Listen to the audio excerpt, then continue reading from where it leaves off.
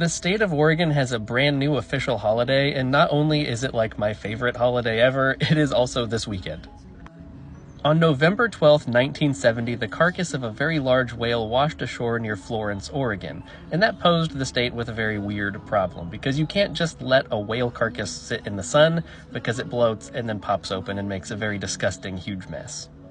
So they had to find someone to clean it up, and surprisingly, the responsibility fell on the Department of Transportation. And if you're confused about how it landed in the Department of Transportation's lap, that actually was due to a 1913 decision by Governor Oswald West. In 1913, Governor West was concerned about people privatizing the Oregon coastline because he thought, probably rightfully so, that the Oregon coast should belong to all Oregonians. So, to keep it from being privatized, he had to find a way to make the entire Oregon coastline public land, and he felt that the easiest way to do that was to say that the entire Oregon coastline was officially part of the highway system. And because the entire coastline was part of the highway system, any and all coast-related problems landed on the desk of the Department of Transportation. Which is a big issue, because the Department of Transportation had no tools to deal with a whale. They've got things to destroy mountains and build roads. So they consulted with the Navy, and the Navy suggested, like, why don't you just blow up the whale? You have dynamite.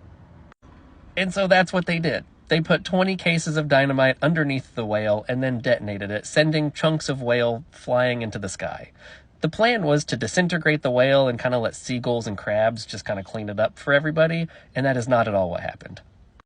Ironically, the Department of Transportation used about half as much dynamite as they probably should have, and so instead of disintegrating the whale, they sent huge pieces of whale blubber flying really high into the air, and then they landed on people's property, like this car that was absolutely destroyed by whale blubber.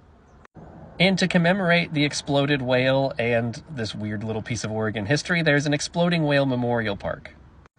And a very good song by Sufjan Stevens.